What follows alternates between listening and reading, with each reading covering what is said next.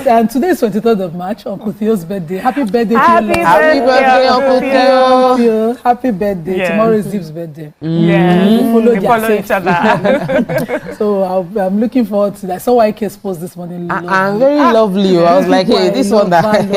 Yeah. It's okay. They should reduce the tempo. Because I don't have photo to post They should Nobody keep teaching us what to do as we get older. Yeah, you know. and I think I want that freedom when you're much older, when all the kids have gone, everything have I gone. think Both of you can just commit to yourselves and without guilt go where you like your kids to be fine. Yeah. You know, But you start from now, building those blocks so that when the Little by children little. leave, you still have that. You still have it. My Isaleko babe. Life is lifing. How are Life you? is just lifing. At the moment, life is lifing. But this one, I just want to say that the way we use negligence to kill each other. I hope that by the time that the country reduce, we will have nobody to blame other than ourselves. So on Tuesday, I had a domestic accident that even cost a stitch. And guess what? I went to 2 healthcare centers, and one was practically empty.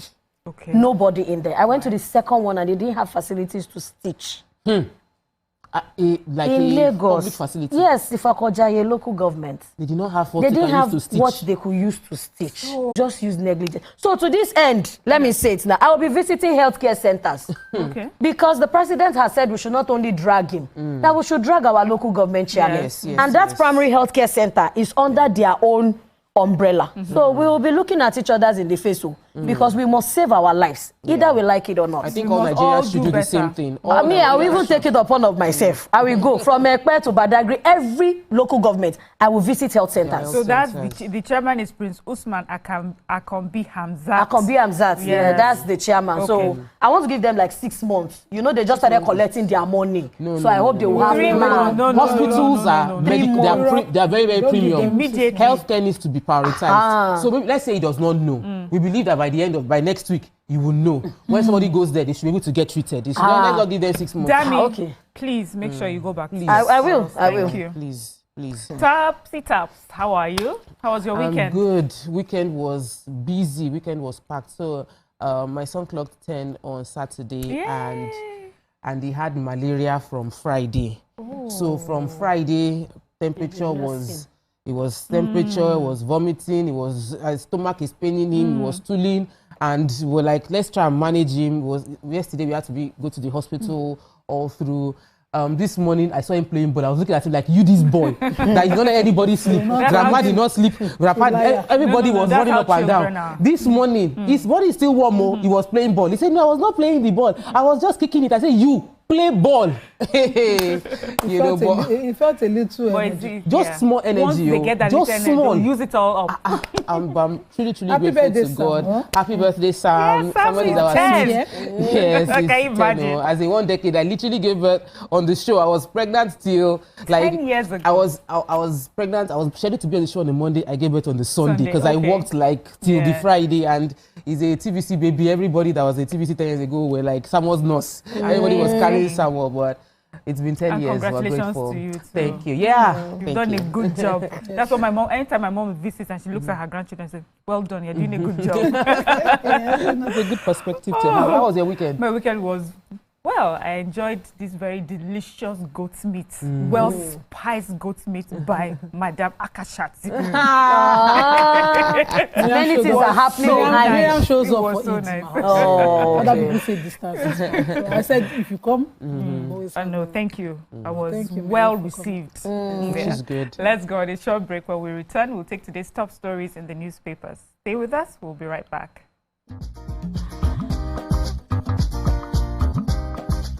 Stay tuned. Your View will be right back.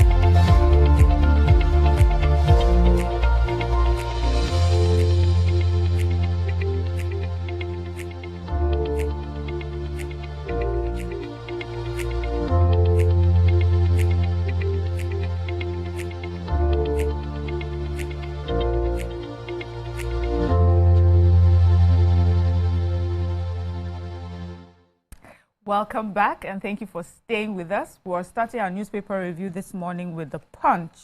Major headline in The Punch, 2027 strategy. Makinde meets Kwankwaso.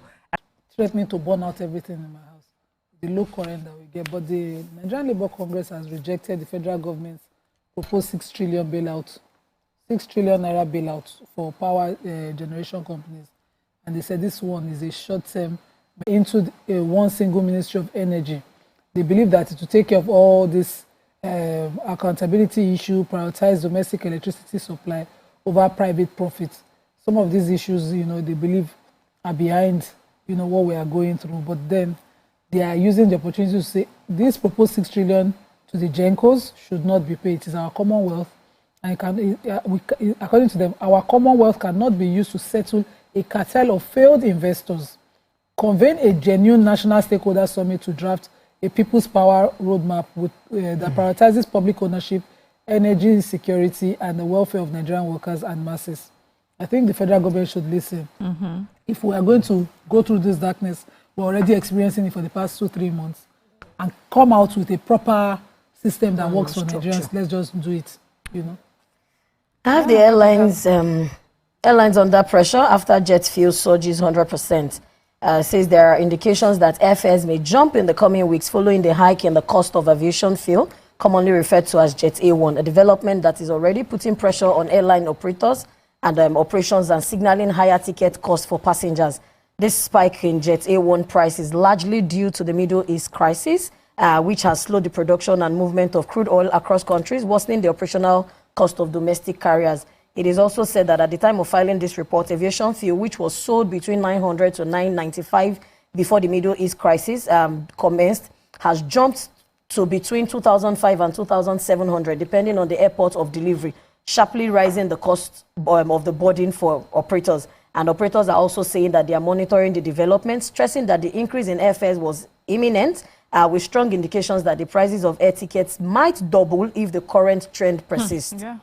So I think this one just comes out as, sometimes when we pray that, God, anybody that something will happen to that will touch me. Let it not happen to the person. Exactly. And we don't take it serious. This is it now. It happened to Middle East is very far now. But we are facing it here. So maybe it will help us pray for our neighbors better. Only for the fact that I chatted with a client who lives in Qatar and said that their own fuel price has not been affected. They are still paying the same price for fuel. No, Qatar did a lot of from Qatar.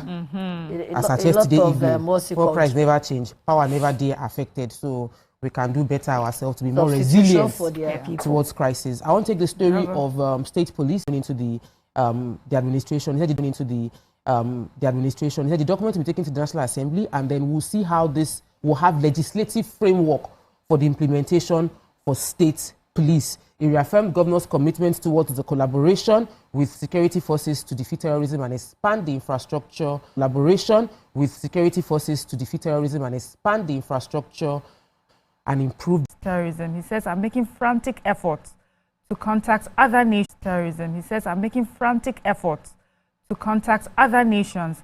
If we have to spend our goodwill and line of credit, we have those who are willing to support us with equipment and training. He described insecurity as the next major challenge confronting his administration. And he said that insecurity remains an enemy of development, progress, and prosperity. And then he expressed confidence that the governors were mindful of the challenge. So, concerning insecurity, last week I took a story where it was saying that there was a report and shows that Africa, we have based on how much we spend on acquiring weapons, as we have just a very small percentage. So obviously there's that we've had issues in the past where our military have said that they do not have weapons to fight these terrorists. So this is definitely, I hope, a collaboration that will mean that we get to fight them better, and protect our people. Yes, we have to go on a quick break. When we come back, we'll continue with the papers. Stay with us. We'll be right back.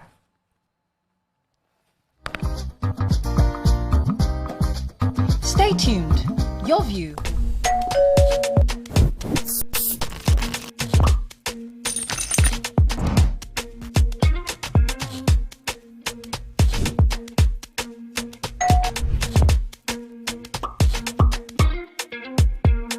In 3, 2, 1, we are live.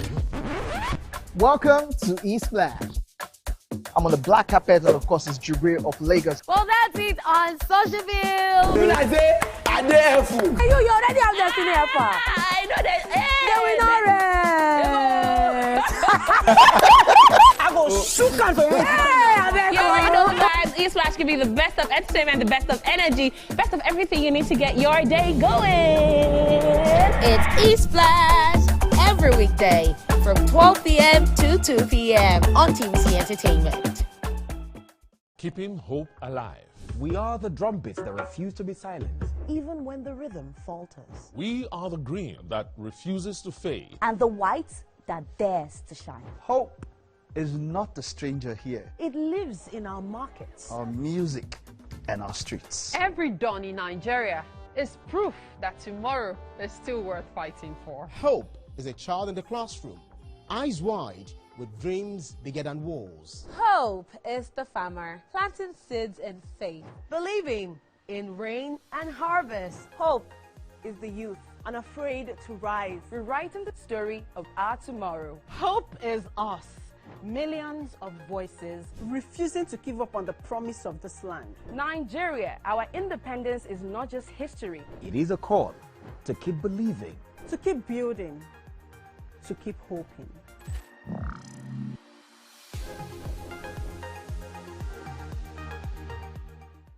Now hope they carry us. Even when wahala they choke, we stand gidigba.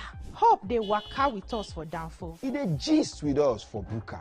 No matter the gbege, our spirit in no fit scatter. Hope now that pikin where they read ABCD and still get ogbonge dream for hearts. Hope now the mama where they fry akara, we see the reason say tomorrow go soft for her. Naija, your freedom na promise. Say hope go always come, no matter wetin happen.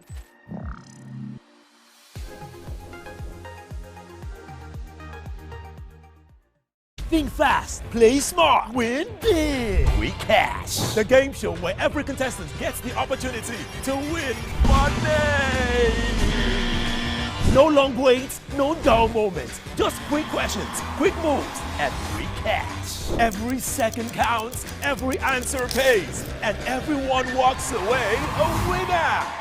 Are you fast enough for Quick Cash? Scan the barcode on your screen, and you just might get a chance to take your shot at instant fortune. Quick Cash, showing Mondays and Fridays on TVC Entertainment.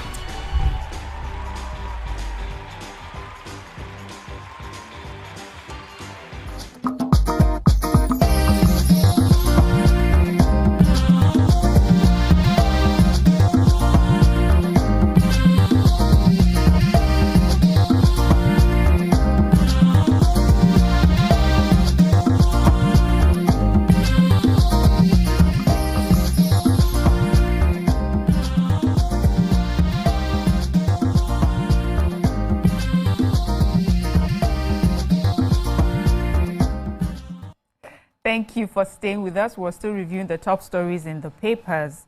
The next paper is the Daily Sun. Major headline, 2027 ministers aides panic as Tinubu remains neutral. NLC rejects 6 trillion naira bailout demands, energy sector reform. $16 million TEF grant, agric fashion ICT lead 2026 entrepreneur cohort. Airfare hike imminent as Middle East tensions push aviation fuel to 2,557 naira per litre. Persistent fuel price surge leaves households, businesses gasping. Over 150 bandits drown in Sokoto boat mishap. And recapitalization deadline, 3 banks await verification. CBN considers special lifeline for 2. What do we have in the Daily Sun? We want to thank the Mami Water in the Water.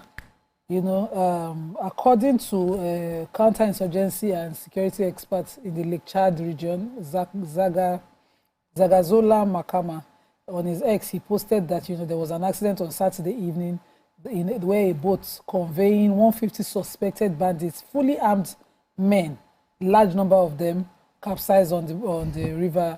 And unfortunately, what they found out, unfortunately, depending on how you see, you know, is that all of them could not swim.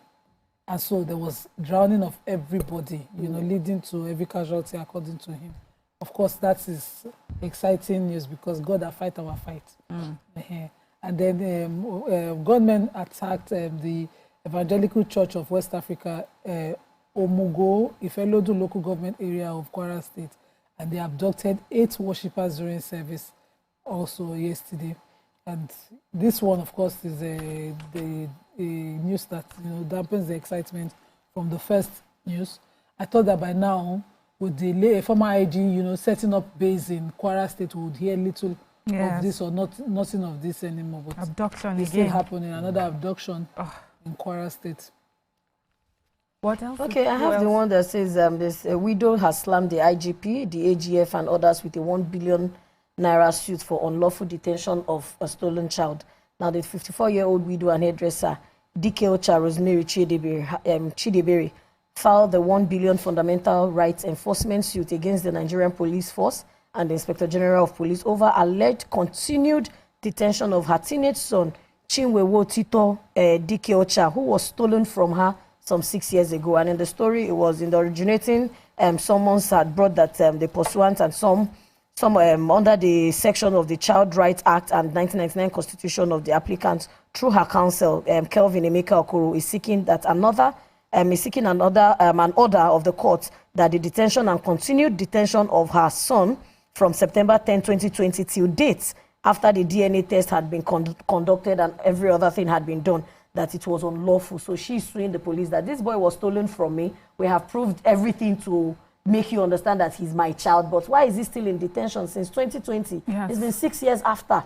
So we're hoping that they also say that the applicant said she was living with her child when he got missing on January 14, 2019. And on that January 14, 2019, her son was playing with his fellow children within the premises when he got missing. So why is the continuous detention of the boy since it has been established in the year 2010 that she is the biological mother? So we are still hoping. I don't know why the case is wobbling. But please, legally, what can be done? Because I don't get, why would you? You can file a case. Anyway, that's what she has filed now. That continuous detention. Wish them best of luck. I have the major headline, and that's okay.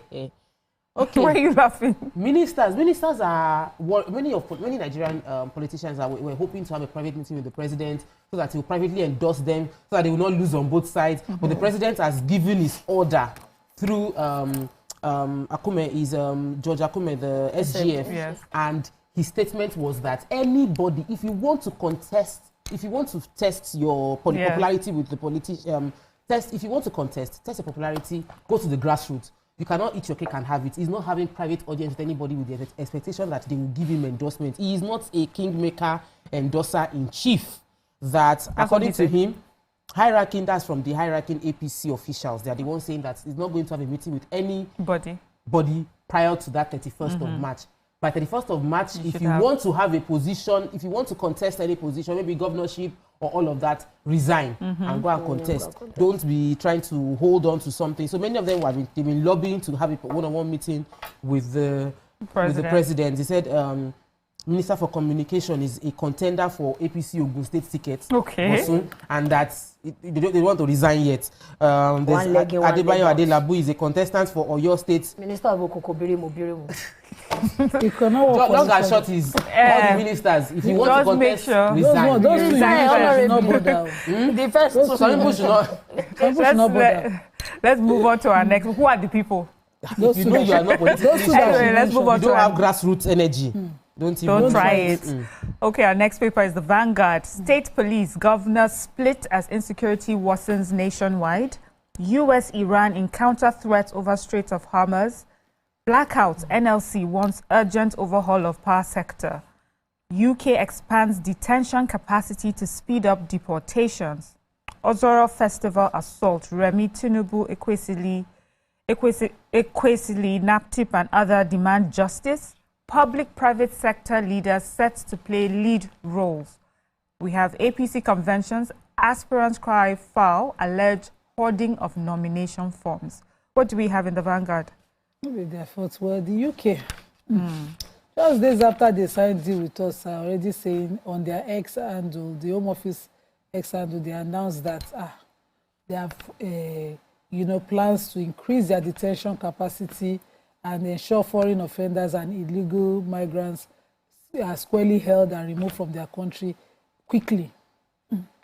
And sounds almost like a threat to our people, but they said that about 961 Nigerians have exhausted all asylum appeals rights, and an additional 1,110 Nigerian foreign national offenders are currently awaiting deportation in their country. And so the agreement, of course, which is projected to accelerate return of these 2,000 Nigerians and other Nigerians. So they had an agreement.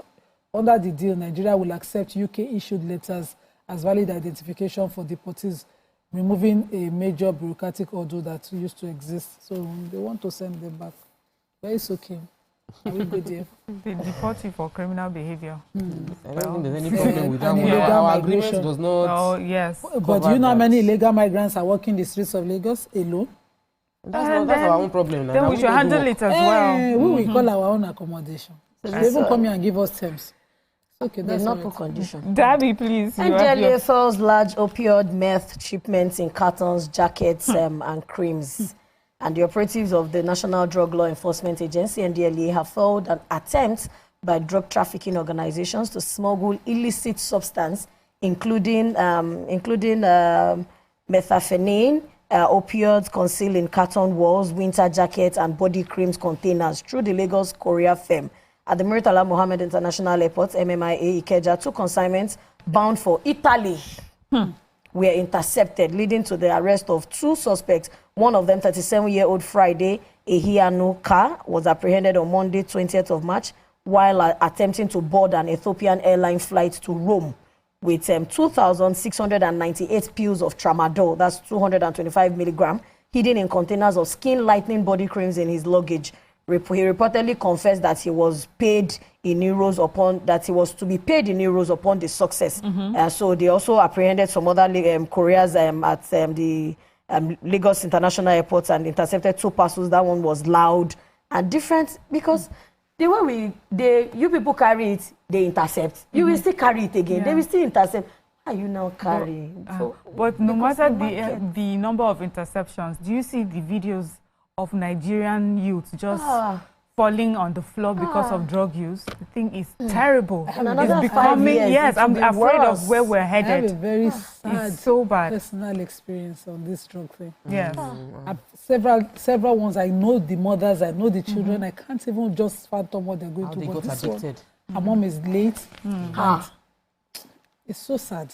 It is really sad. Do you have about the IG, the Inspector General of Police, Olatunji Disu? They've directed a reduction of tactical units. So many police commands have tactical units, and they said this is to enhance supervision and address public complaints. So tactical units are like different units set up to handle specific situations, and the police have discovered that because they're not well supervised, there's a bit of abuse going on, and because of public complaints, they've reduced tactical units from zonal and state command level to maximum of 5, while area command division would have tactical units maximum of 3 teams. And they said this to ensure there is proper supervision of these teams because there's alleged excesses being carried out by the proliferation of several tactical teams. So the police spokesperson explained the move was expected to free up personnel for deployment to divisions which are experiencing manpower shortages. So divisions don't have manpower.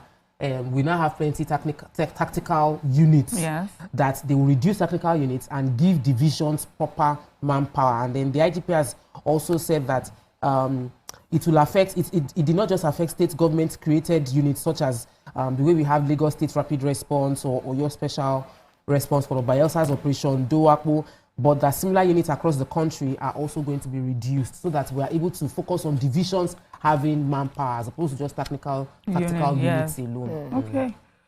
Okay, thank you, ladies. That's all we can take on Front Page Review for today. We'll go on a short break. When we return, we move to our hot topic. Stay with us. We'll be right back.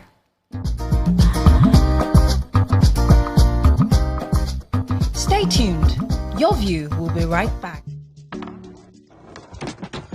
You guys, Please, what's the gist about Ira Star and Rema now? You day wine. It's all over my FYP. But me, I don't know, Sha. Cause fake blogs yakpa. And if you ask me, it's giving sauce. Listen, I just checked the new TV Entertainment WhatsApp channel like right now, and they just dropped the update. Are you for No cap. I've actually been noticing those guys. They're always on it 100. Like they always post the gist before anyone else. Me, I love them, oh. And that's on periods. Like I just aligned with them like last week, and almost they've been dropping back to back. Facts. I love how it's straight from the source. No cap, no fake news, just pure entertainment. I low-key feel like an insider right now. I know, right? TVC be cooking. Real talk. It's like Gist Express. Premium gist on cruise mode. Always first.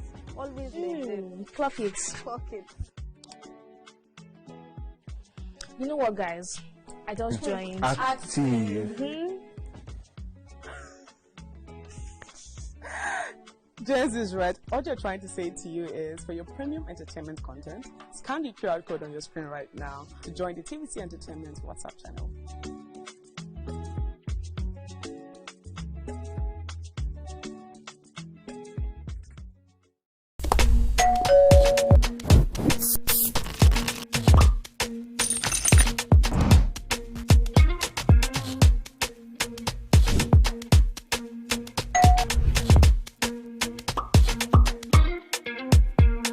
In 3, 2, 1, we are live. Welcome to Splash. I'm on the black carpet, and of course, it's Jubril of Lagos. Well, that's it on Socialville. When I say, I dare fool. You already have Destiny Alpha. I know that. I go shoot on for you. You already know, guys. Splash give you the best of entertainment, the best of energy, best of everything you need to get your day going. It's Splash every weekday from 12 p.m. to 2 p.m. on TVC Entertainment. Keeping hope alive. We are the drumbeats that refuse to be silenced, even when the rhythm falters. We are the green that refuses to fade. And the white that dares to shine. Hope is not a stranger here. It lives in our markets, our music, and our streets. Every dawn in Nigeria is proof that tomorrow is still worth fighting for. Hope is a child in the classroom, eyes wide, with dreams bigger than walls. Hope is the farmer planting seeds in faith, believing in rain and harvest. Hope is the youth unafraid to rise, rewriting the story of our tomorrow. Hope is us. Millions of voices Refusing to give up on the promise of this land. Nigeria, our independence is not just history. It is a call to keep believing, To keep building, to keep hoping.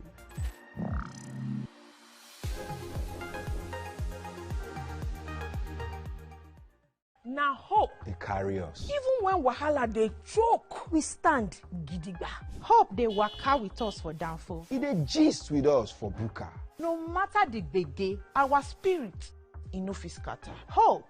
Now that pikin where they read ABCD and still get ogbonge dream for hearts. Hope now the mama where they fry akara, we see the reason say Tomorrow go soft for her. Naija. Your freedom na promise. Say hope go always come, no matter wetin happen.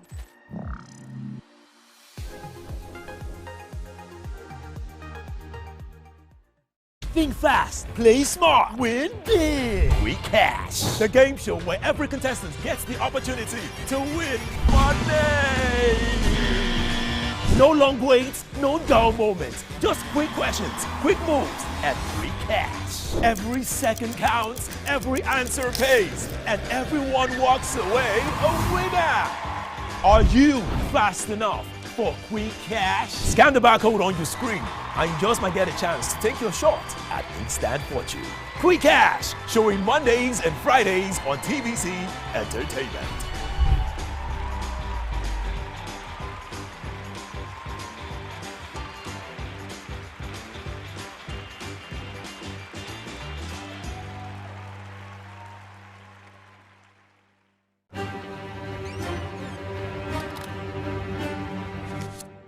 Every clash of ideas begin the same way.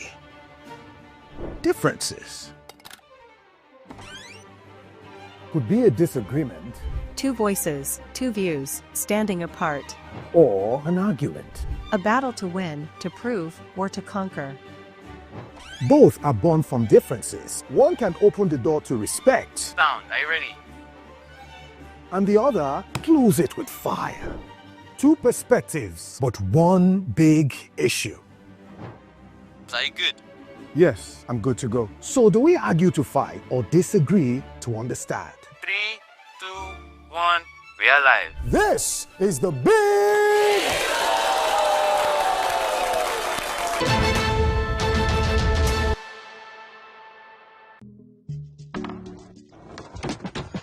You guys, this was just about Ira Star and Rema now. You day wine. It's all over my FYP, but me I don't know sha. Cause fake blogs yakpa. And if you ask me, it's giving sauce. Listen, I just checked the new TVcentertainment WhatsApp channel like right now, and they just dropped the update. Are you for No cap. I've actually been noticing those guys. They're always on it 100. Like they always post this before anyone else. Me, I love them oh. And that's on periods. Like I just aligned with them like last week, and almost they've been dropping back to back. Facts. I love how it's straight from the source. No cap, no fake news, just pure entertainment. I low-key feel like an insider right now. I know, right? TVC be cooking. Real talk. It's like Gist Express, premium gist on cruise mode. Always first, always next. Clock it. Clock it. You know what, guys? I just joined. Active. Jens is right. All you're trying to say to you is for your premium entertainment content, scan the QR code on your screen right now to join the TVC Entertainment WhatsApp channel.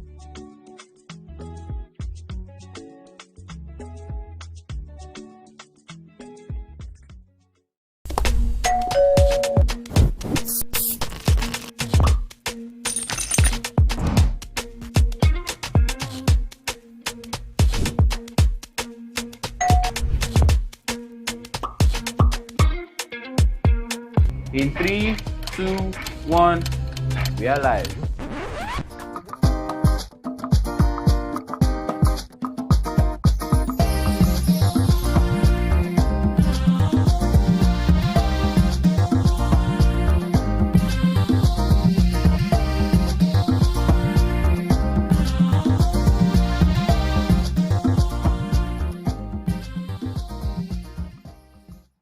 Welcome back and thank you for staying with us. A celebration meant to showcase culture and unity has now sparked outrage, anger and deep concern. Reports from the Ozoro festival have painted a troubling picture with allegations of harassment and sexual assault, raising serious questions about safety at public events. While some insist this is a wake-up call for a stricter security and accountability, others worry about a growing pattern of such incidents being overlooked or poorly handled. We will be joined by SP Bright Edafe, spokesperson of the Delta State Police Command, who will provide an update on the outrage, ongoing investigations, and what law enforcement is doing to hold those responsible accountable. We have the video, and we would like, of course, for everyone to watch it, but we need you to also know that it contains graphic and upsetting scenes that may be difficult to watch, so viewer discretion is strongly advised, especially for children and sensitive audiences. We urge you to watch with caution.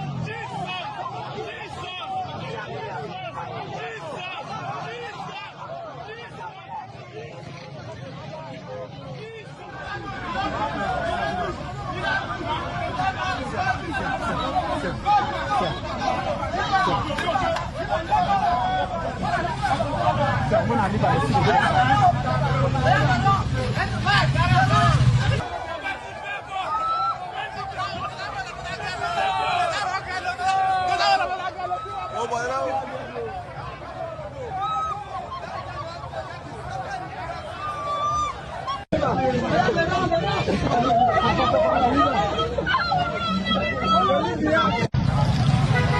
this traditional lifestyle for the Ozoro too. No girl to walk out for the road. Any girl with a see for the outside like this now, rape the girl, like so many things that happen. Like this now, everybody who girls now they run. They run for their life. Like this now, in front of Ozoro, in front of the Stop and Shop, like with this. For Ramudu, like the whole of Ramudu now, no get the pass. If they see you for outside, they go rape you. They see you for outside, like I said, you want to see you for outside. Watching that video, honestly, I would like to know, ladies, what your thoughts are when you saw those heart-wrenching videos. What exactly happened in Ozoro? Were there warning signs that were ignored? And more importantly, how do we ensure justice for the victims and prevent a repeat of this kind of incident? We would like for our viewers to join the conversation on 0201-635-2013 or 0902-416-3440. You can tweet us at TVC Connect using the hashtag YourView on TVC, and we're still streaming live on YouTube. Ladies, you know, there are some things that happen in our country that I have to check what age and what time we are in. When 2026, this event that happened, this incident that happened, on 3 levels, I'm shocked. First, that there is still even a festival like this, that we know that there's a festival like this, and it's okay to even have a festival like this, that the idea of a festival like this in 2026. Secondly, that it happened. Thirdly, that there were passers-by watching, and there were people who were not there, happened to see these videos online, and added their own comments. And the comments I read from Nigerians in 2026 concerning what happened at the Ozoro Festival, it is mind-blowing. I cannot believe that we have Nigerians who will look at a video and not just see, you know, criminal behavior, something that takes away the dignity of women, that is not what you see, that you actually have an excuse or a reason why what you watch is so. Ladies. Culture. That's what they called it. Okay. They called it culture, and it is worrisome, but they called it culture. They said it was a traditional, practice that is being done within the community. And what worries me is that this is not the first we've heard of cultures that seem to victimize and seem to oppress women, but this time we have video clips showing it. And while thankfully we've been spared of video clips of actual rape, there are several videos of molestation, of women being stripped naked, and video clips showing that it happened consistently over time. Not anywhere in the world in 2026 should we have this kind of clip be what is going out of our country, going out of our society. Not under any, there's no excuse that can be given for what those men did to the girls they caught. And sadly, people were commenting that the girls should have stayed at home. They know this is going to happen. Really, it won't happen to locals. This only happens to outsiders that do not know our culture. That's why it happened to them. So my thought is, one, there is criminality. This is a crime that is happening against women, crime that should be punished.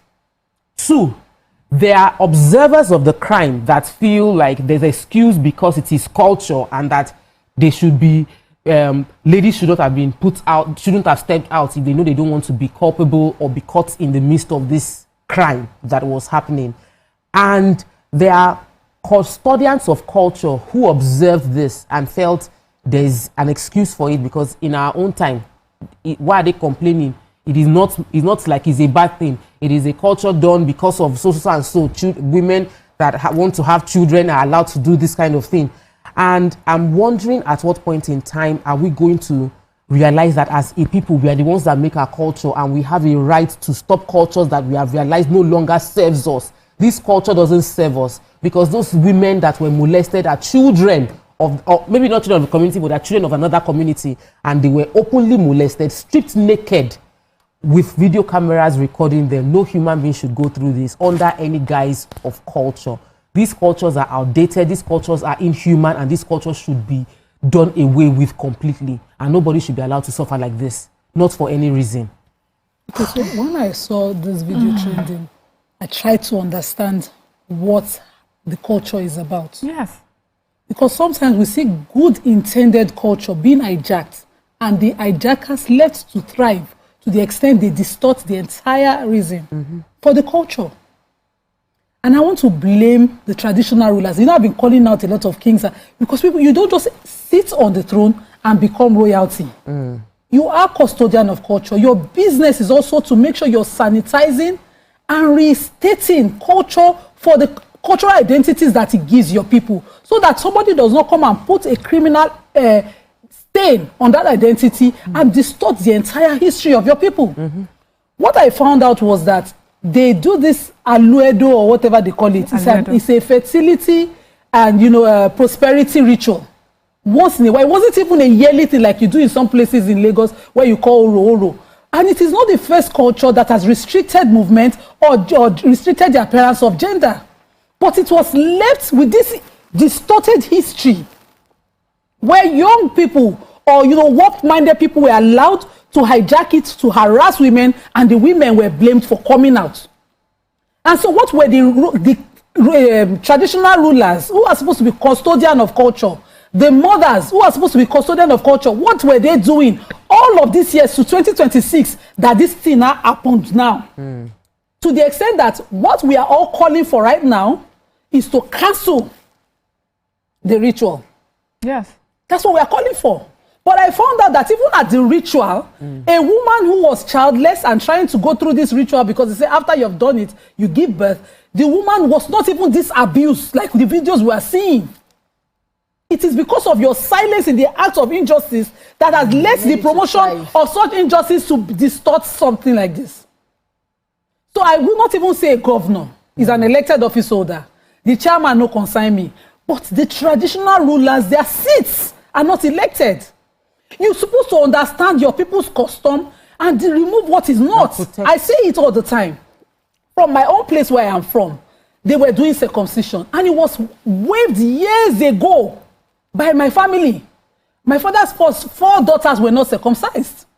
And I was talking to a friend from Waraka, and she was like, they circumcised me. I was like, Now, see, they do those things for that place. Fast forward to when I got married. I was asked while pregnant to be circumcised. And my grandmother was saying, my grandmother 90 plus was saying, even me, they're not doing for me. So for you to know that every king that comes in has a duty to remove what is bad, sanitize your culture, and let the culture be. Even the one I was quarreling that they were asking me to do, I found that it was just a ceremony of sharing of Ankara and Hollandis. They would do dancing and all of that, women would eat. But because what I heard was circumcision, I did not want to know what was behind it. Only for me to now, after these years, asking people, say, no, they know they do all those ones. They know they cut anybody on our party that they do. They just they shop, just to restate that, you know, this custom was around this and that, and this was what they understood protection to be. We are not reading and finding out why. We sit, we become royalty, we suddenly have access to power, and that's all we think royalty is about. Our people's language, our identity, our custom, everything becomes warped. Look at the young boys, multitude of them. These ones go school, but do they know what that Ozoro community, do they even know the history? Do they know why?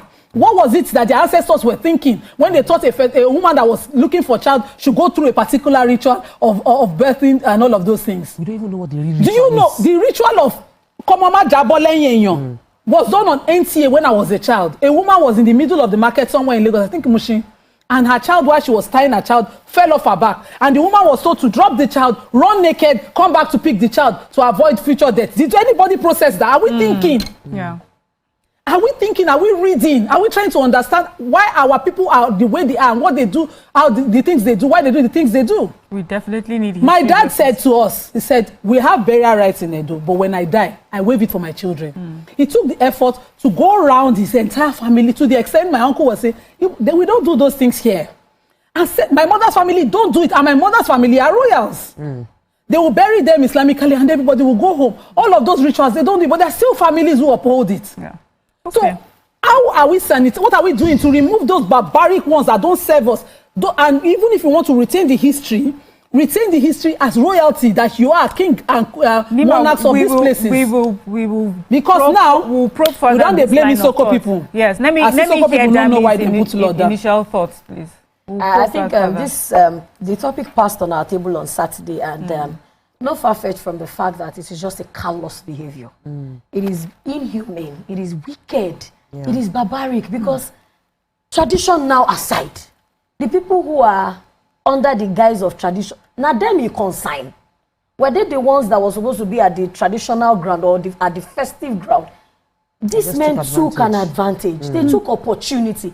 Now, it bewilders me to see that. I think, like, in this day and time, some men are still heavily invested in molesting girls. So what happened behind, what happens behind closed doors when they do not have people who are looking at them? Because if you can be that charged in public to go and touch, to go and commit touchery, and you are not even having a rethink that we have sisters, we have mothers, we have family members who are women, who, if you put yourself in shoes that if you hear this was done to them, and at their time they carry 2 by 2 go fight. But they are the ones that will be at the forefront doing this thing. So it's a direct reflection of the men in that community. The mindset of how were they raised?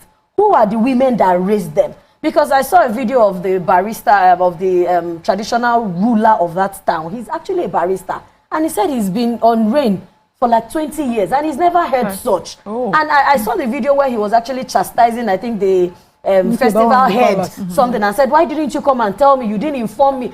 But should they have informed you? I'll pick it from like what Nima said. When you come in as an elected or a selected traditional ruler, because these days, that's what politics is doing, no? These are the things, because when we talk about it, it feels like we are not saying it enough.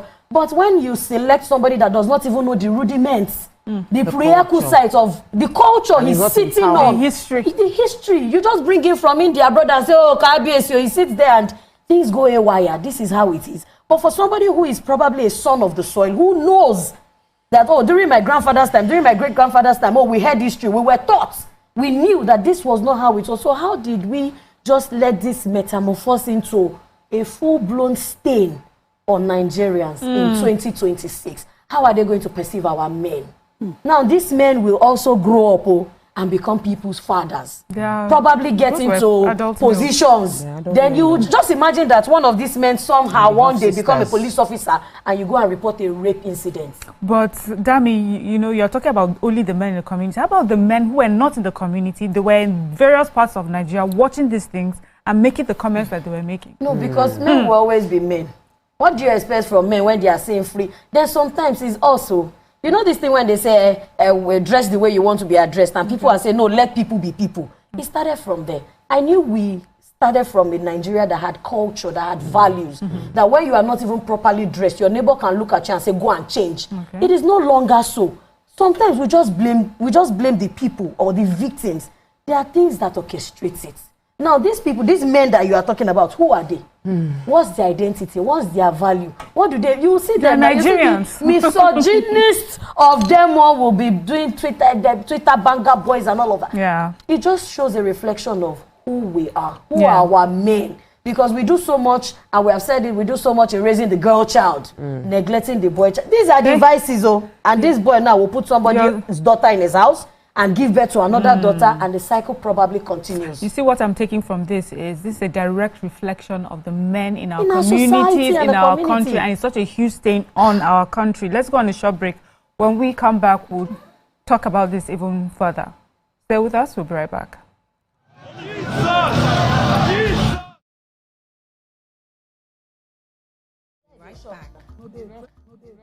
For years, OPay has protected how the people pay.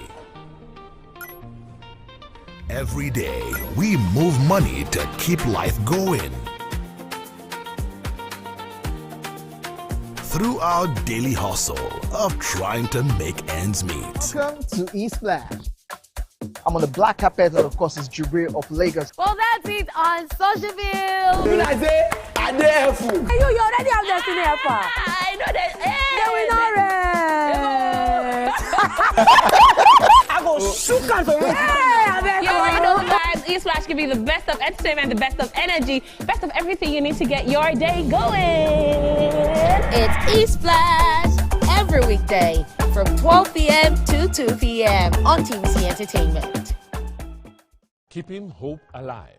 We are the drumbeats that refuse to be silenced, even when the rhythm falters. We are the green that refuses to fade. And the white that dares to shine. Hope is not a stranger here. It lives in our markets, Our music, and our streets. Every dawn in Nigeria is proof that tomorrow is still worth fighting for. Hope is a child in the classroom, eyes wide, with dreams bigger than walls. Hope is the farmer planting seeds in faith. Believing in rain and harvest. Hope is the youth, Unafraid to rise. Rewriting the story of our tomorrow. Hope is us.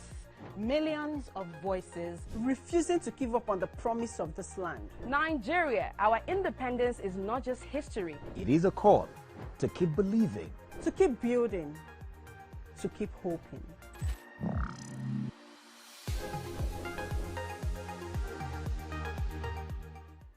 Now hope. they carry us. Even when wahala dey choke, we stand gidigba. Hope dey waka with us for downfall. It dey gist with us for buka. No matter the gbege, our spirit e no fit scatter. Hope na that pikin wey dey read ABCD and still get ogbonge dream for hearts. Hope na the mama wey dey fry akara, wey see the reason say Tomorrow go soft for am. Naija. Your freedom na promise. Say hope go always come, no matter wetin happen.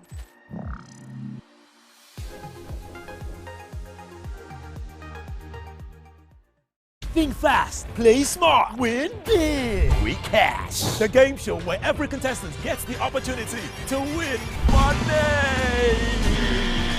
No long waits, no dull moments. Just quick questions, quick moves, and we cash.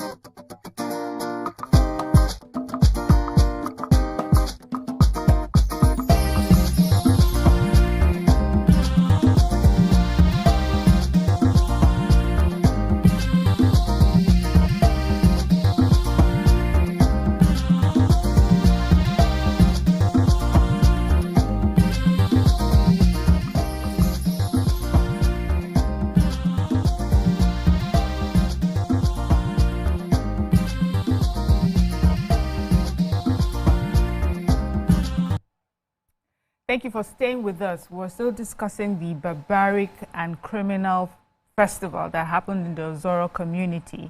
And to join our conversation is SP Bright Edafe. He's the spokesperson for Delta State Police Command. Good morning, SP. Good morning. Thank you for having me once again. Thank you. Thank you. It's always a pleasure to have you. We're discussing what happened in Ozoro community, Delta State. I'm sure you've been following what we had said earlier. We are outraged. We cannot believe that this happened in 2026. And many of the questions, that is out there is, where were the police? What happened to security operatives to have allowed such a behavior to have gone on for as long as it went on? We have heard some updates, but we would like for you to, give us a little bit of background and what the police has done so far. All right. I will take it up from your conversation because I was following up. Okay. Your colleague there said good intended culture is being hijacked. That summarizes what actually transpired. People say rape festival. There's absolutely nothing like a rape festival, not in Delta State, not in Nigeria, and I don't think there's anything like rape festival anywhere in the world. However, an intended culture to pray for barren women was hijacked by miscreants that call themselves youth. It's quite unfortunate.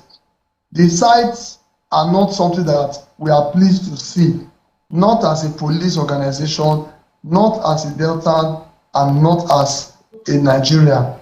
We have 16 suspects in custody.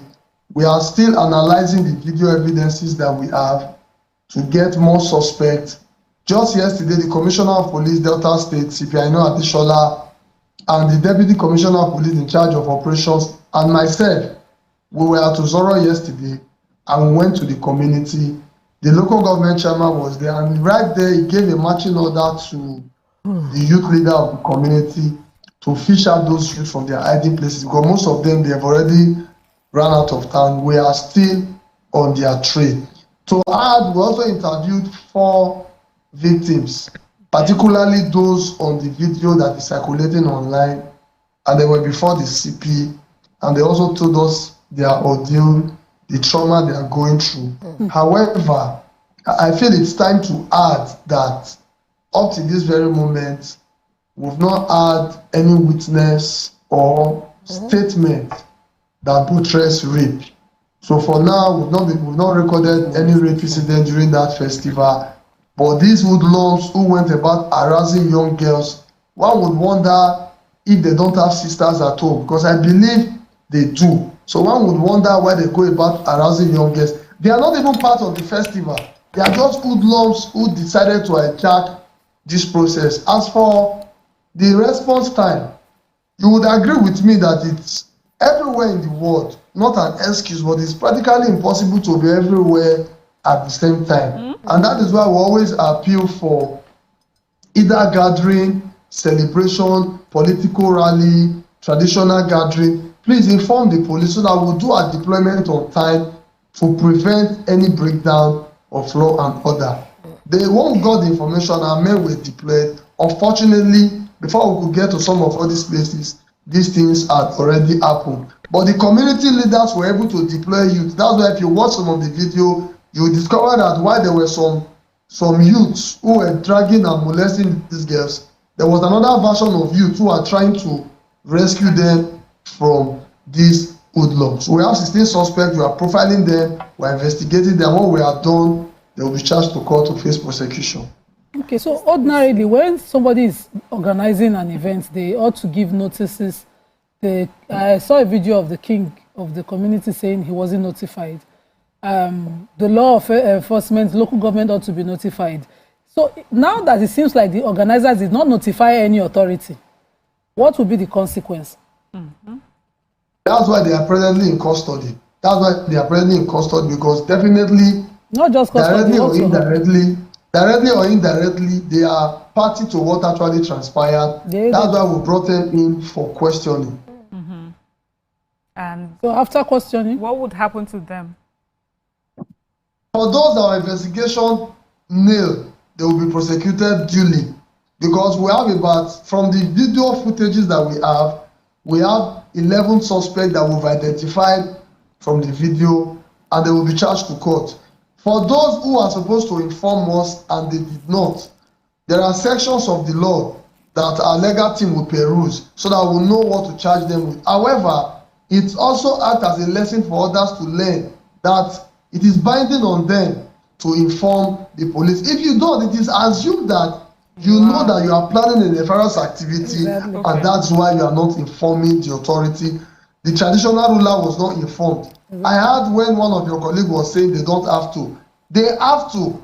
It's a standard, because it's a subject of the traditional ruler. He cannot just do whatever he's doing on his own. So he ought to have informed the traditional ruler. He ought to have informed the police.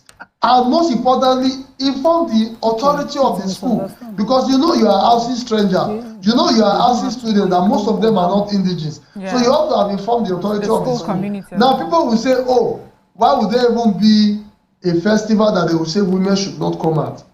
We're in a complex society. We're in Nigeria where you and I know that there are customs and there are traditions. There was a time I was coming out from my house and somebody pushed me out of the way and said, masquerade is coming. You are not supposed to see the masquerade. I didn't argue, but they didn't assault me. They only asked me to move aside, and I did. So what these boys were supposed to have done is to tell these girls, oh, you are not supposed to see this. Please go and hide somewhere. Not assaulting them. Assaulting them is wrong. What we see on that video has been disturbing the command, disturbing the state, disturbing the country.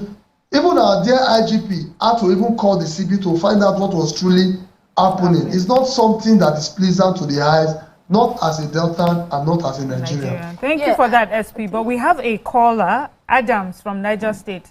Good morning, Adams.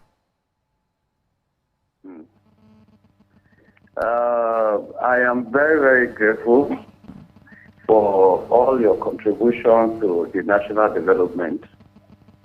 I personally want to make an appeal. You know, in a situation where you live in a lawless environment, people will always, you know, take advantage. Even human being, when God created Adam in the garden, imagine only him. God, he gave him rules and said, this you eat, this you eat, and that you should not touch. Okay. So we have so many crimes in Nigeria that we do not even have a spelled out penalty for such, for so many of those crimes. So how do you now expect people to begin to behave in a normal way when there's no spelled out penalties for some of these crimes that are happening? For example, like the rape that has just occurred now, if you charge them to court, at the end of the day, this case will linger for a very long time, and at the end of the day, nobody will be punished for it.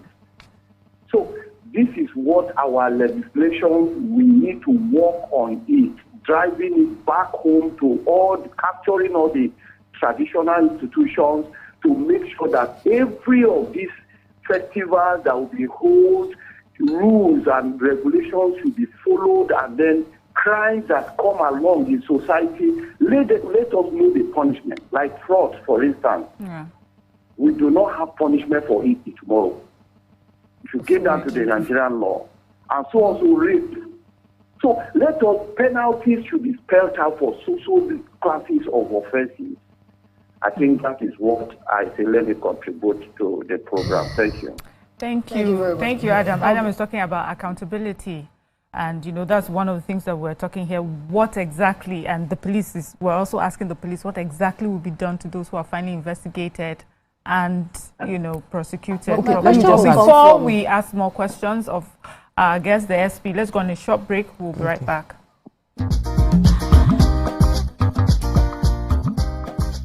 Stay tuned.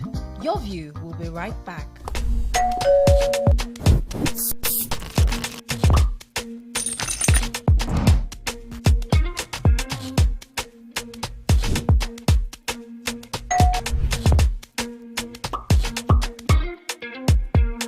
In 3, 2, 1, we are live. Welcome to E-Splash.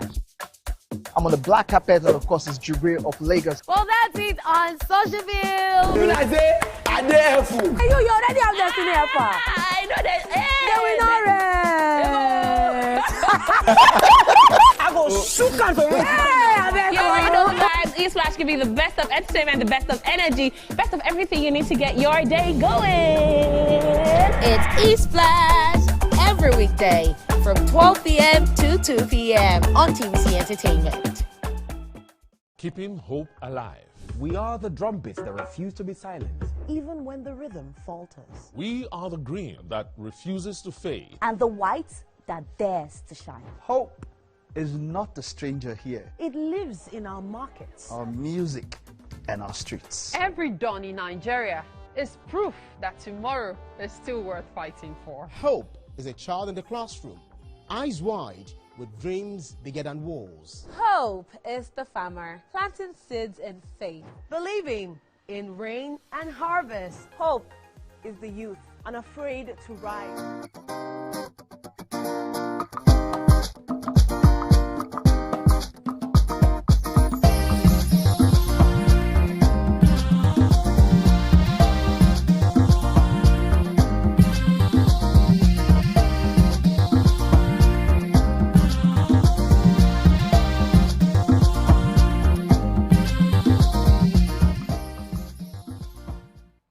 Thank you for staying with us. We're still discussing what the Ozoro Community Festival that happened, and we still have our guest, SP Bright Adafe, with us.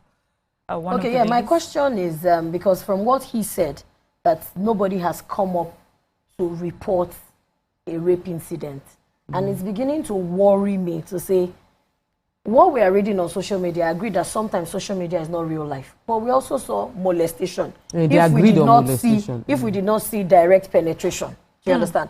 So are we saying that the girls or the ladies who were affected, are they being afraid of something? Are they being threatened? Because as at this time, people should have gone to the police station to make complaints and at least prove or show evidences that they were outside and this and that. So for the police officer saying that nobody till now has come out to say, I was raped. I don't know. Do you think that probably they are being threatened in their neighborhood or something?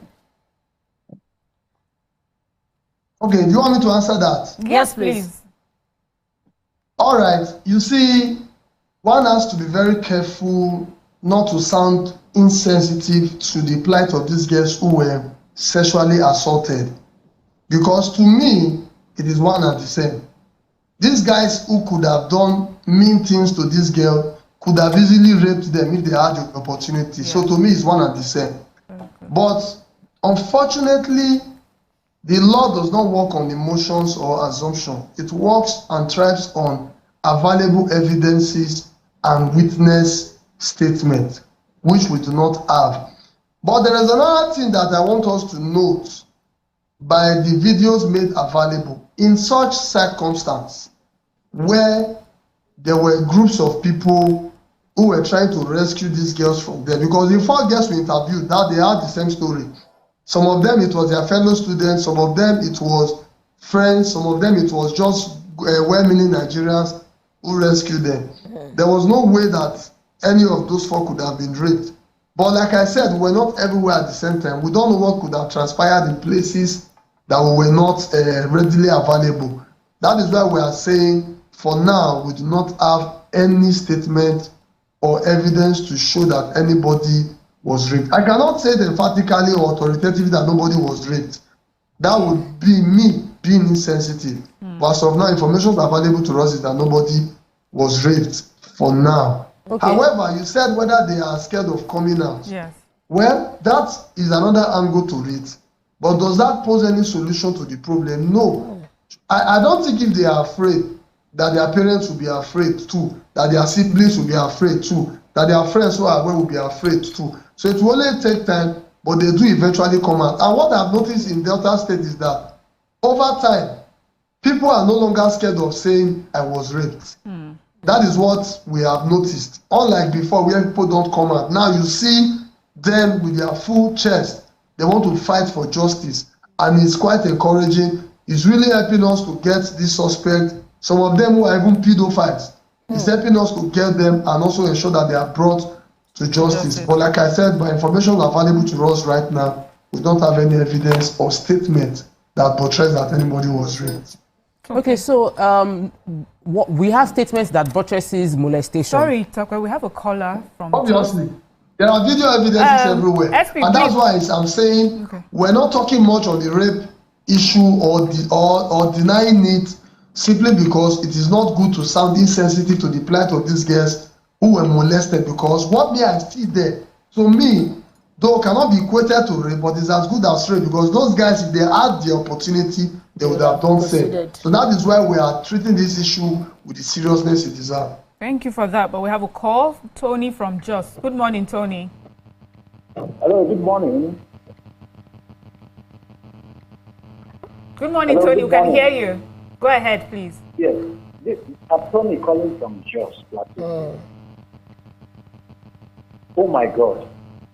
I wish we are not talking about this.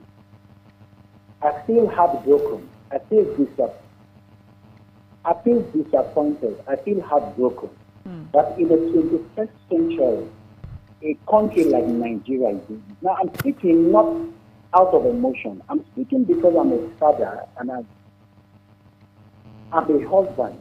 I'm married to somebody's sister. I have my own daughter. Exactly.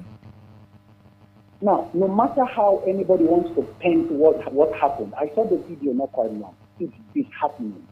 And please, quickly, let me just say this. I had one of the ladies on the video saying it's just a reflection of the Nigerian man. No, I don't want to. I beg to disagree with that. I understand we should be careful not to add emotions to it and generalize issues.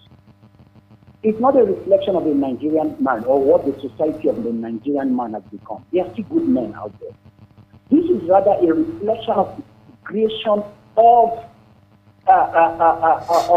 integrity because it's a failure on the part of our leaders. What you just saw here is just a reflection of the leadership of this country. And that reminds me on the issue of the state policing. The CP there said they were not able to get to the scene of that issue before they got there. It was already late. Now, if there was state policing, I don't think that kind of thing they can get away with it. So it's just a reflection of the level at which things have gotten so bad in this country you are seeing there. It's not a reflection of the Nigerian man, not at all. What is the picture? You can just imagine the picture at which we are the picture of. Okay, thank you, Tony, for your contribution. I think we got most of it, even though we lost him towards the end. I wanted to ask about the punishment, the penalties that will come to all of those who are confirmed to have molested. You already said via video you were able to confirm for 11 out of the 16 that are in your custody. Do I have the figures right? And then those 11 that there are visuals of their molesting girls, and those girls are available to say, yes, this person tried to touch me or they stripped me. What will be the punishment that will come to them? Well, the police does not decide punishment, the court does. However, our legal team are reviewing the case file, and eventually they will come up with the appropriate charges so they can be charged to court and prosecuted accordingly to the offense that we've been able to see by their statement, by witness statement, and by the video that is available for now. But subsequently, if we have more witnesses who could come out and say, oh, I was raped, then it will be added. But for now, we are working based on the available evidence that we have. Our legal team will scrutinize the case file, come up with a legal advice, and they'll be charged to court accordingly. Let me quickly ask about organizers. So right now, does the police know the people that organize this thing? Who are the ones that declared this cultural festival day? Because the Oba has already said that he was not aware, and we don't know who is there. Who are the people that organize it, and what would be the punishment? What would be done to the organizers when they are found out? All right, there is something called conduct likely in law.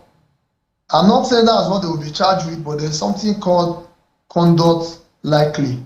If they are not physically part of those who molested these girls, there is still a charge that they can go in for because they have failed to do due diligence. They have failed to prevent breakdown of law and order, which is also a crime on its own. So they are in our custody. The head of that community, the chief priest of Oramutu quarters, and some of the elders who carried out this festival, they are presently in our custody alongside the other 11 suspects. And they will go in for it so that others will learn and know that it is very, very important to inform the police. Prevention is better than cure. I remember the one that happened in one school where there was supposed to be, I think whether it's not an empowerment, where they were giving gifts to school children and there was stampede. These are part of the reason why people should inform the police. It even goes beyond sexual molestation. It could have led to death. So that's why it's good to inform the constituted authority so that proper arrangement, proper monitoring, and proper deployment will be made to avoid breakdown of law and order. Okay. So before you jump in, Nima, we have a call, Olawale from Alimosho. Good morning, Olawale.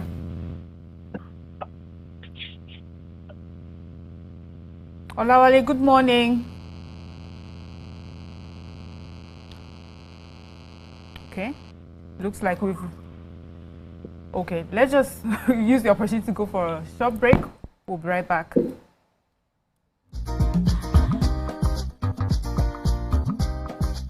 Stay tuned.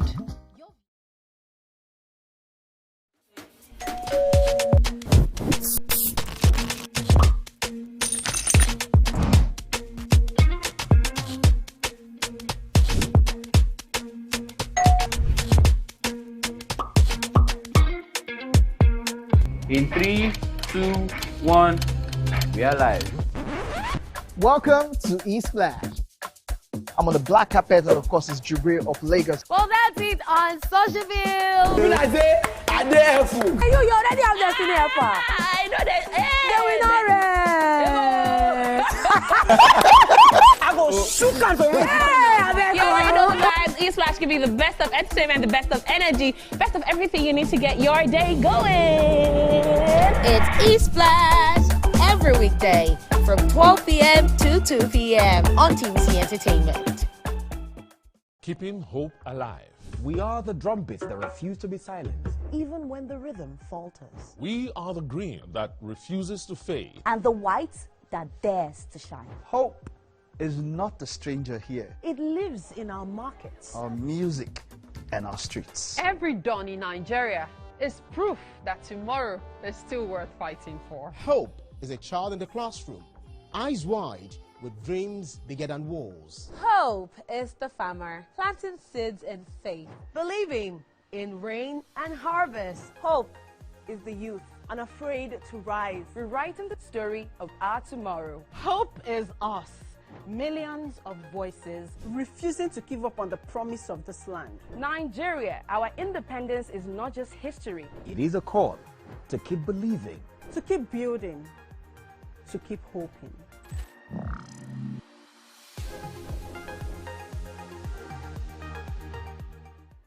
Now hope. They carry us. Even when wahala they choke, we stand gidigba. Hope they waka with us for downfall. It a gist with us for buka. No matter the gbege, our spirit in no fit scatter. Hope. Now that pikin where they read ABCD and still get ogbonge dream for hearts. Hope. Now the mama where they fry akara, we see the reason say Tomorrow go soft for her. Naija, Your freedom na promise. Say hope go always come, no matter wetin happen.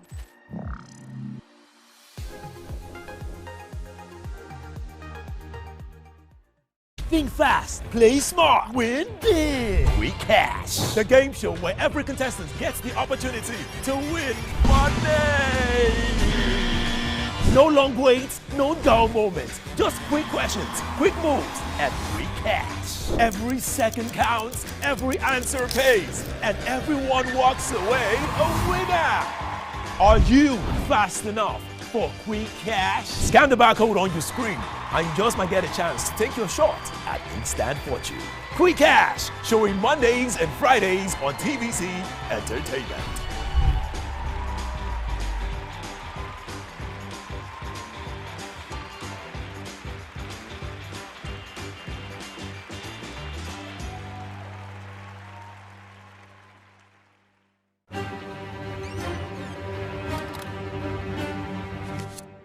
Every clash of ideas begin the same way. Differences could be a disagreement Two voices, two views, standing apart. or an argument. A battle to win, to prove, or to conquer. So criminality is different from the festival itself. Criminals must and will be treated as criminals, and that is what this suspect in our custody will face. As for interpreting the law, that is for the judiciary. We will work on available evidence we have and witness statement. If I were drafting that charge, I would include the things I just asked you, sir. Because I believe that where did the tradition to attack every woman walking openly come from? Where did the idea come from? It just came into the boys' heads to grope and molest and assault women publicly? Yes, that is what I'm saying. It is not in the tradition to attack women. The king said it, the President General said it. What they said and what These are hoodlums, and hoodlums must be treated as hoodlums. That's a clear fact, because even the boys who were attacking these girls, they were not even part of the festival. You didn't see them with any masquerade. They were just going about, oh, you know, say we do something today, and you start attacking people. So criminality is criminality and must be treated as such. There's no part where it is written that if girls come out for a festival that they say they should not come out, that they should be assaulted. Nobody has given them that directive. Nobody has given them that order. They only carry it out because they want to do it, and they will face the music. SP, please let me just understand something. This festival is done in Ozoro community by those who live in Ozoro community. So those people who came out, the men and boys that came out, were participating in a festival that happened in their community. So they were part of that festival. However they behaved, they were still part of that community participating in a festival. That festival was done by the chief priest, not by the entire indigenes of that community. That festival was done by the chief priest at the shrine, at their shrine. I just want us to get that clear. Okay. These boys, some of them are indigenes, some of them are non-indigenes. Okay. From the suspects we have. What they did it because they had criminal intention. I'm trying for us not to miss it. No, we are not. It's just like when there is a protest. Somebody goes to a shop and start looting. You cannot bring in the protest and bring in the looting and bring it together. A criminal will be treated as a criminal. I totally agree with you. I totally agree with you. But we saw instances where these boys seem to have the impression. So maybe the chief priest can explain what he must have made the boys understand is part of the ritual. Somebody permitted this to happen, which is why I don't believe that a ritual is the same as a protest that is being hijacked. I believe a ritual is a ritual, and ritual come with serious spiritual consequences to bad behavior also. So if the chief priest did not lead the boys to think, if any get waka, if you come and do any, I see anyhow. You understand? Would this have happened? That's my point. I don't know. I'm not leading your investigation, but I would like to see how the charge will come out and how the investigation will be led. While I understand your point, it is also very important to state it as it is. The people in charge of the tradition have come out openly to say that nobody was told to harass anybody. The people that are in custody have not said that it was the chief priest that told them to harass young girls when they come out.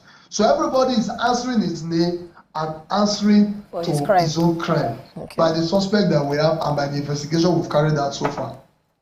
So the suspects that you have so far have said they carried this activity out just by themselves. It was not part of the festival. Is that what they're saying? They have not in any way indicted the chief priest, saying that it was the chief priest who told them to do that. Okay, thank you very much. I would like to ask, moving forward, in case of other festivals, is there really a time duration where they should send in their request letter, when they should inform the police? Not saying, I'm trying to say that maybe a festival is happening on Friday and you're going to inform the police on Thursday. Will there be approval? Is there a time frame that you must submit your approval for such festival going forward, so that at least the police is dutifully informed and about present. And they'll be present at the festival? Is there a time frame? There is no specific time frame, but it's always important to inform the police on time. So I can say a week to the date, so that proper and adequate deployment will be made to forestall any breakdown of law and order. And this is not just restricted or limited to festivals alone. It cuts across even political rally and every other thing that will bring about people coming together to avoid breakdown of law and order and to avoid issues like this. Yes, we are talking about sexual assault and alleged rape. It could have been worse. People could have died. People could have died. Any of those girls could have been asthmatic or hypertensive. Anything could have happened. So it's always very, very important to inform the police so that proper deployment will be made to avoid issues like this. Thank you very much, SP Bright Edafe, that's the spokesperson, Delta State Command, for joining us today and for, bringing us up to date, with what the police is doing concerning what happened in Ozoro community in Delta State. Thank you for joining us. Thank you for having me. God bless you. Yeah. Ladies, we have heard from the police. Based on what SP has said, it looks like they are on it. At least we know that investigation is going on. Arrest is being made. And then now it's for us to hear what they'll be charged with and what happens hereafter. Any final words concerning? Okay, so I'll just like to say that we need to have therapy for those girls. Yes. Any of the girls that were molested, please, if you know them, it's not just a conversation of you'll be okay, pray for them. They need to have a conversation with professional therapists to help them deal with what they've gone through and social support even as they recover from that bad experience they had to endure. I think my final words will be going to the National Orientation Agency. Okay. We need to do a lot of work. We need to sensitize. We need to make people aware. More awareness. Thank you, ladies. And that's all we can take on this segment. Let's go on a short break. We'll be right back.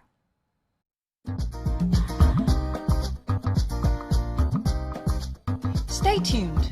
Your View will be right back.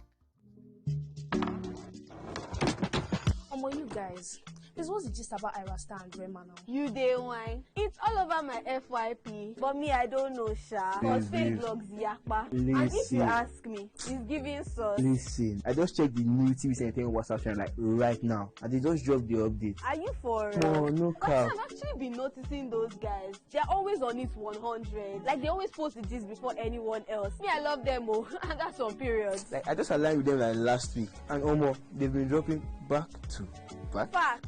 I love how it's straight from the source. No cap, no fake news, just pure entertainment. I low-key feel like an insider right now. I know, right? TVC be cooking. Real talk. It's like Gist Express, premium gist on cruise mode. Always first, always late. Clock it. Clock it. You know what, guys? I just joined Active. Jess is right. All you're trying to say to you is, for your premium entertainment content, scan the QR code on your screen right now to join the TVC Entertainment WhatsApp channel.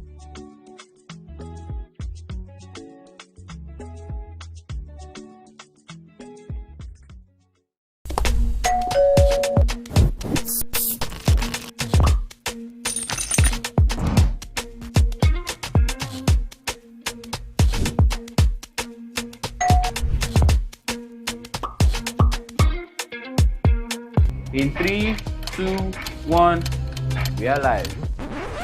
Welcome to E-Splash. I'm on the black carpet, and of course, it's Jubre of Lagos. Well, that's it on Socialville. When I say, I dare fool. You already have Destiny Alpha. I know that. I go shoot on for you. You already know, guys. E-Splash give you the best of entertainment, the best of energy, best of everything you need to get your day going. It's E-Splash every weekday from 12 p.m. to 2 p.m. on TVC Entertainment. Keeping hope.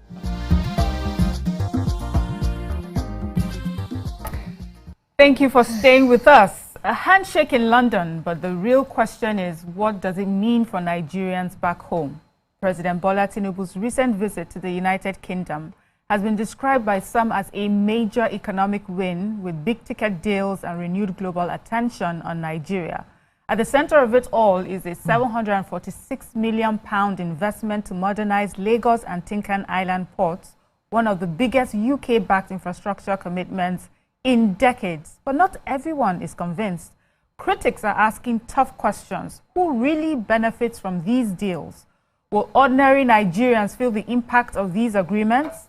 This morning on Let's Talk, we'll break it all down. What are the real gains of this visit? How sustainable are these partnerships? And is this the economic turning point Nigeria needs? Joining us is Dr. Muda Yusuf from the Center for the Promotion of Private Enterprise to give us expert insight into the implications of these deals, the opportunities they present, and the risks we must pay attention to.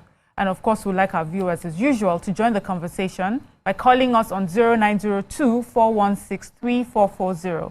You can still tweet to us at TVC Connect using the hashtag YourViewTVC, and we're still streaming live on YouTube. Good morning, Dr. Muda Yusuf. Thank you for joining us. Dr. Yusuf, can you hear us? Good morning. Yeah, good morning. I can hear you. Okay. So we have seen pictures and videos out of the United Kingdom. Our president and his wife and aides were there. It seemed like a very respectable banquet or visit, state visit. And at the very center of it all, we're hearing figures like $1.5 billion, 746 million pounds, you know, that have been committed to major infrastructures here in Nigeria. Nigerians are asking, how does this concern me, a regular average Nigerian trader, consumer, importer? What impact would it have on a regular Nigerian? Well, first of all, I think the visits offered significant goodwill for Nigeria, because we have had series of negative narratives in recent years, especially on account of the challenges we have had with insecurity. And even worst of it all was the tweet by President Trump describing our country as a disgraced country. So those negative narratives were terrible. So this visit, I think, has had a major reputational value. The optics were very good. And I do know that, if we were such a bad country, we would not have received that kind of reception. So I think it's very good recognition for Nigeria as a country. And these things have a way of shaping perception of people that want to deal with us, of investors, of those who want to invest, and so on and so forth. So from a reputational point of view, I think the goodwill has been very significant, it has been very spectacular, and I think it's something that is positive. Okay. Secondly, is the fact that the visit offered the president an opportunity to also seek partnership in the area of our insecurity, the challenge of insecurity. Because he even made that point last night or so when he was interacting with the governors, that he sees the opportunity of the visit to engage the king and the leadership of UK on the need for them to support Nigeria in the area of securing Nigeria, making Nigeria a lot more secure. That for me, I think, is a major development. I see something that is also very positive, given the challenges of insecurity that we have been facing.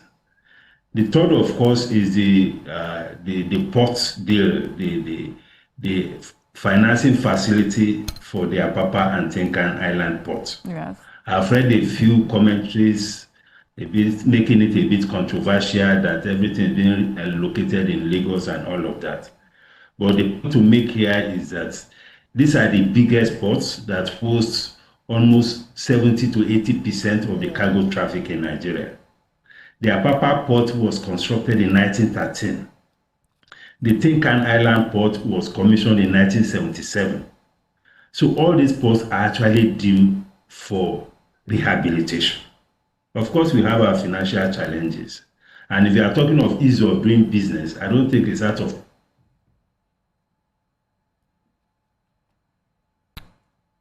Okay.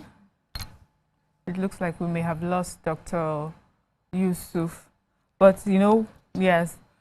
But, we can have a conversation amongst us ladies. Totally. First of all, let's discuss the state. What did we think about the visit? Do we think it made any impact for you? Well, for me, I was shocked to find out that... So I'm talking about the fact that the investment in the port, because even for small businesses, people talk about ease of doing business, they talk about productivity, they talk about the challenges at the ports, and how the port is making the economy not very competitive. We have lost quite a number of maritime investment opportunities, trade opportunities to neighboring countries. The port in Cotonou, the port in Lomé, the port in Ghana, because of the challenges in our ports. So this idea of modernizing the port, I don't think it's a bad idea. Given that this is the commercial capital of the country. It's not just because maybe the president is from here. The commercial status of the country deserves that you have this kind of investment. All right. Thank you. That is not to say that the ports in other regions are not important. Of course they are. And I know that there are efforts by the Nigerian Port Authority to also develop other ports. All right. Thank you, Dr. Yusuf. Let's get questions from the other ladies. Yeah, so a lot of people have speculated that the UK needs Nigeria more than Nigeria needs the UK, that UK has lost out on a lot of deals since Brexit. And so Nigeria comes across as the most eligible country to for a partnership, that the profit is going to be a whole lot for the British. But I'm happy that you highlighted the impact of the ports and how that upgrade would do us good. But the average Nigerian is still questioning, how will it trickle down to them? What is it worth? Especially concerning security infrastructure, which is where many Nigerians are complaining that we need a lot of help. What was the takeout from that meeting concerning our security architecture, and how do they plan to help us? Well, the port thing, I mean, the details are of course not out there yet, but the highlights were those things that were reported. Okay. If you have a better port environment, you have a much better ease of doing business. Don't forget, the economy is also highly import dependent. We import a lot of things, ranging from raw materials to machineries to finished goods to pharmaceuticals. We import quite a lot of things. We also export a lot of things. If your port environment is inefficient, it affects costs. Cost affects inflation. Inflation affects the ordinary people. So there's a nexus between having a very good infrastructure and ensuring productivity in the economy. If the economy is much more productive, it benefits everybody. Whether the poor, whether the rich, whether the SMEs, whether the large enterprise, it benefits everybody. It's about productivity. You know, and when you have the opportunity of this kind of engagement and facility, you use it to do some heavy lifting. Just as we had with our Chinese partners. We got them to support us in the investment in the rail infrastructure. Most of the functioning rail system today were from the Chinese government. It's the same arrangement. Sir, you know, I was asking, I understand the ports. So it's important to develop infrastructure is key. You mentioned the ports already. Your audio is breaking. Okay, sir. So what I said is you had mentioned the ports already. I was asking about security because a lot of people flagged that during the meeting, this bilateral arrangement, there were 365 soldiers died, 300 civilians lost their life within an attack in Nigeria. And so the thought was, what was the conversation concerning security, and were there any agreements signed to provide security infrastructural support for Nigeria?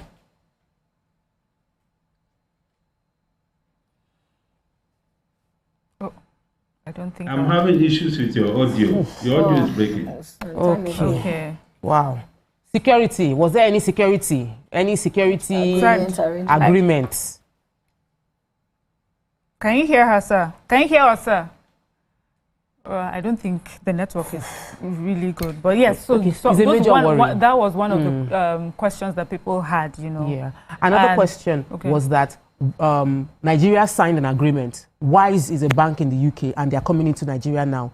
While many Nigerian companies were also hoping that we'll have more banks over there, and it seemed like we have not gotten clear, like this and this and these are the banks that will now open, as we have already approved a bank from the UK, which is a fintech company. Zenith Bank opened in London. Yeah, but they've been there since. It's not new. We're talking about we're talking about new ones based on this visit. So one of the criticisms I heard concerning this particular agreement, I hope we're able to get Dr. Muda Yusuf back, is that the agreement is asking that the steel that will be used in constructing or refurbishing whatever it is, the port, will be imported from the United Kingdom. And then personnel as well will be brought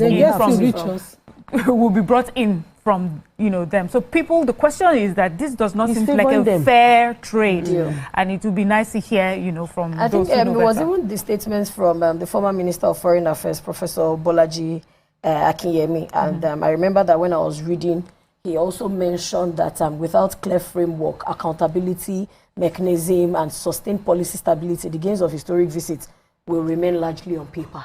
So how are we going to now hold each other accountable when these monies are being disbursed? Because multiple times we've kept seeing abandoned projects, or maybe investors pulled out because of shifting of goalposts. Like we had agreed this, and when they come on field, it's something else, due to the Nigerianness in some of us and some of our leaders.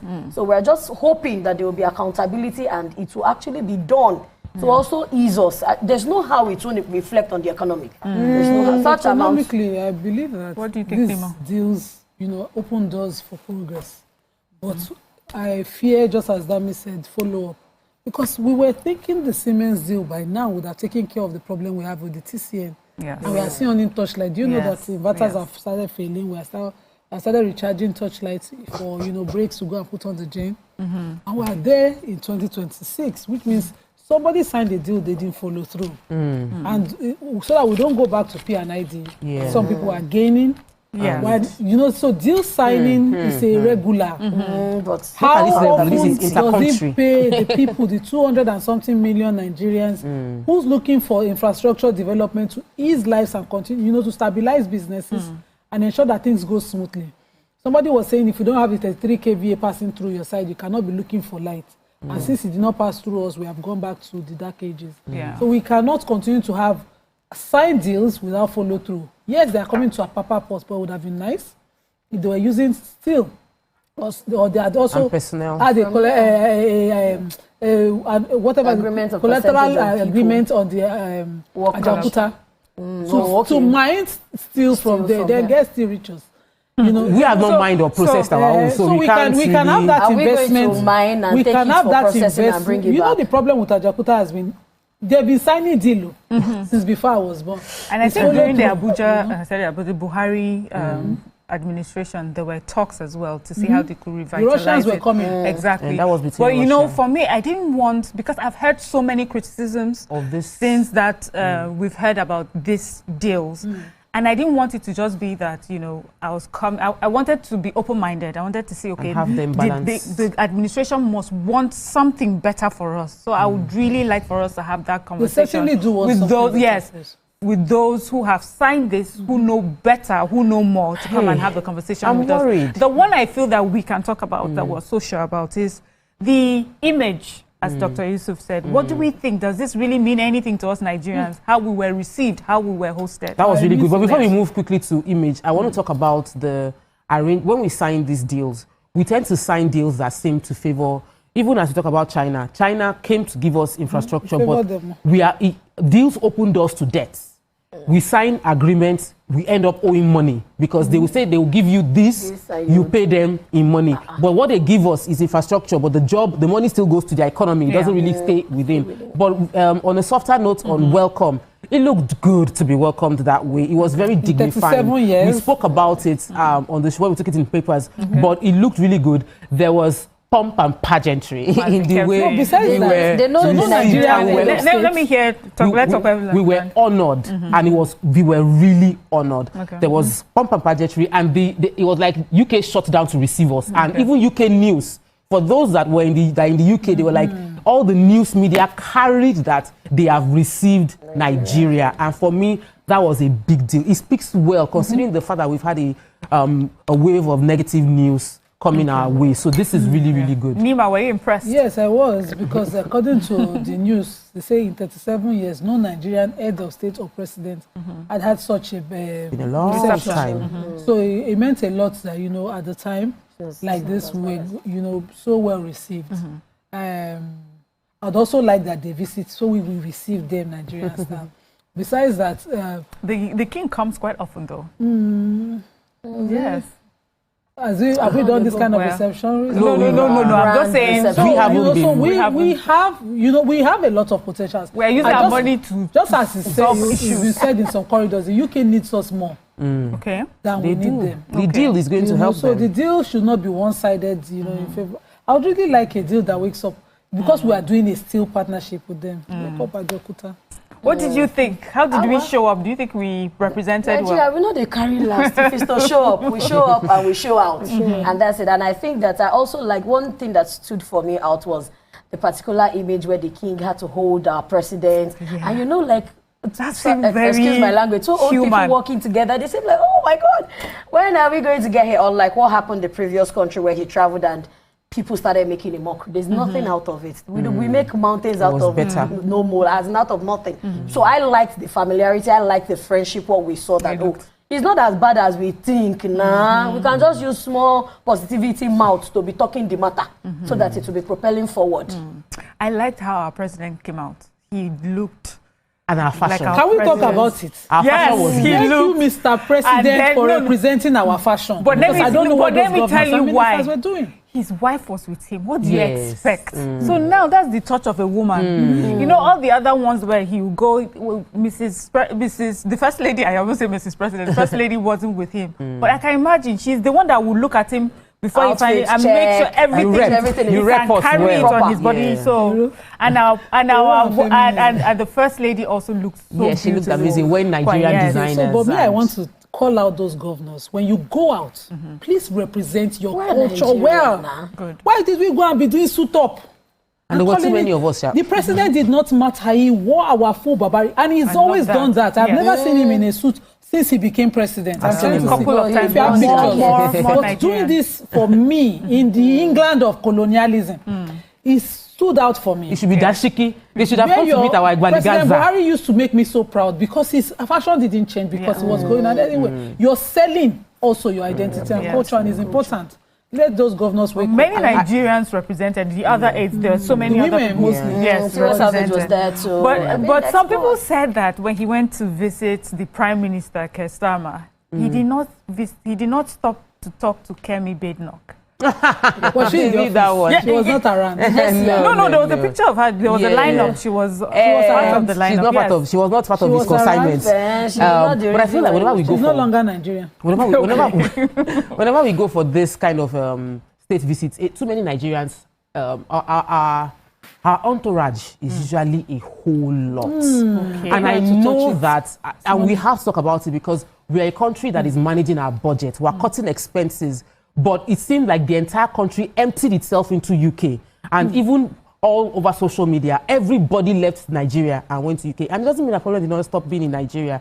It would be important that we prioritize and spend money in a way that is important. Who do you think was not needed? There were many. If I talk now, they will call my name. I don't want them to call my name. But you know yourself, with too much. We're too much for there. Let the people that are pivotal to foreign deals should be there. But I heard not that SSAs, you may not necessarily even governors carried SSA, presidents carry SSA, advisors, ministers, advisors. I just want to put on what Tope said. It will be difficult because charity begins from home. Even in Nigeria. There are sometimes that we want to go and welcome our president. And the whole of like one state, they are there at the airport. No. So I think it's a thing somehow. Yeah, we should work on it. Show up. Can we afford it? Presidency. Can we afford it? That's the thing. We really cannot afford the number of people that went on that trip. Not for a country that is asking us to tighten our belts. Did we fly airpiece? If we fly British Air, we don't give them the money. Dollar and pounds not available. Off mic. No, off the mic. I'm happy that we're saying things like I'm happy that we're sometimes you feel maybe you're too close to power, you don't see something, you lose touch. Because I hear that they tend to lose touch with what's happening. It needs the administration needs us to speak up so that they can change their ways. First, one of the things we've called out is, too many aids.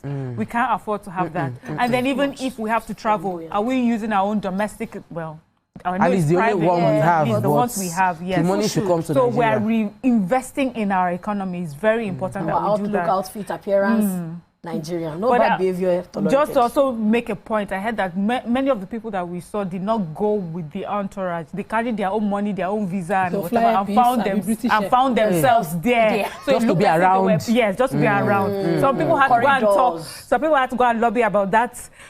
Putting in resignation before, Just to have a meeting. Every window is a window. Yeah. Thank you so much, ladies, for today. We had such a good conversation. We're so sorry, that we lost we could not finish the conversation with Dr. Muda Yusuf, network issues, but I'm sure we'll have him back and then discuss those deals. But for the general outing, was a good outing. And ladies, thank you again. Our viewers, thank you for joining us. See you tomorrow for another interesting episode.